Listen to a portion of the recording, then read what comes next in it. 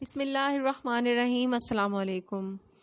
میں آپ سب کی بہت مشکور ہوں جنہوں نے میرے چینل کو سبسکرائب کیا، لائک کیا اور سب سے بڑھ کر شیئر کیا۔ انشاءاللہ آپ کو بھی اتنا ہی اجر ملے گا جتنا کہ مجھے۔ یہ نیکی کا سلسلہ رکنا نہیں چاہیے۔ آپ لوگ جتنا شیئر کر سکتے ہیں، جتنا سبسکرائب کر سکتے ہیں میرے چینل کو، لائک کر سکتے ہیں، پلیز کیجئے، تاکہ یہ نیکی کا سلسلہ اور صدقہ جاریہ کا سلسلہ جاری رہے۔ قرآن پاک کی تعلیم ماشاءاللہ ہر گھر میں ہر کوئی حاصل کرتا ہے، لیکن احادیث کا مطالعہ بہت کم لوگ کرتے ہیں۔ تو میری ایک چھوٹی سی کاوش ہے کہ اللہ کرے یہ پوری ہو جائے کہ صحیح بخاری کے حدیث کا مطالعہ ہم روز تھوڑا تھوڑا کریں، تاکہ ہمیں پتہ چلے کہ آپ صلی اللہ علیہ وآلہ وسلم نے حدیث کی کتابوں میں کیا فرمایا ہے، اور اللہ تعالی ہم سب کو اس پر عمل کرنے کی توفیق عطا فرمائے۔ آپ سب کے ایک دفعہ پھر میں دل و جان سے مشکور ہوں۔ میرے چینل کو پلیز لائک کریں اور زیادہ سے زیادہ شیئر کریں، سبسکرائب کریں، تاکہ ہم روز کا روز مطالعہ اس کا کر سکیں حدیث کا۔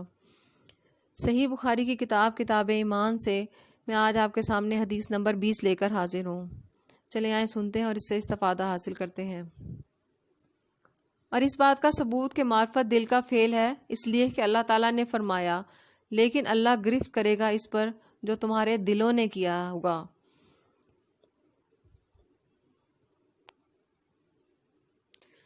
یہ حدیث ہم سے محمد بن سلام نے بیان کی۔ وہ کہتے ہیں کہ انہوں نے اس کی عبدوں نے خبر دی۔ وہ حشام سے نقل کرتے ہیں۔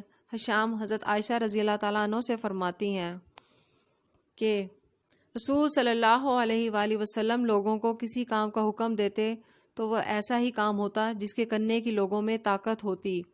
اس پر صحابہ رضی اللہ تعالیٰ عنہم نے عرض کیا کہ یا رسول اللہ، ہم لوگ تو آپ جیسے نہیں ہیں، آپ تو معصوم ہیں اور آپ کی اللہ نے اگلی پچھلی سب لغزشیں معاف فرما دی ہیں، اس لیے ہمیں اپنے سے کچھ زیادہ عبادت کرنے کا حکم فرمائیے۔ یہ سن کر آپ صلی اللہ علیہ وآلہ وسلم ناراض ہوئے، حتیٰ کہ خفگی آپ صلی اللہ علیہ وآلہ وسلم کے چہرے مبارک سے ظاہر ہونے لگی۔ پھر فرمایا کہ بے شک میں تم سب سے زیادہ اللہ سے ڈرتا ہوں اور تم سب سے زیادہ اسے جانتا ہوں، پس تم مجھ سے بڑھ کر عبادت نہیں کر سکتے۔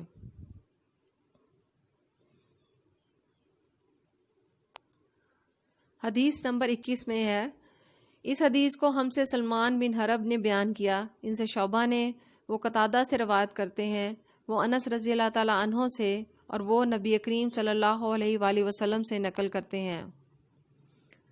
آپ صلی اللہ علیہ وآلہ وسلم نے فرمایا، جس شخص میں یہ 3 باتیں ہوں گی کہ وہ ایمان کا مزہ پالے گا، ایک یہ کہ وہ شخص جسے اللہ اور اس کا رسول اور ان کے ماں سوا سے زیادہ عزیز ہوں، اور دوسرا یہ کہ جو کسی بندے سے محض اللہ ہی کے لیے محبت کرے، اور تیسری بات یہ کہ جسے اللہ نے کفر سے نجات دی ہو، پھر دوبارہ کفر اختیار کرنے کو وہ ایسا برا سمجھے جیسے آگ میں گر جانے کو برا جانتا ہے۔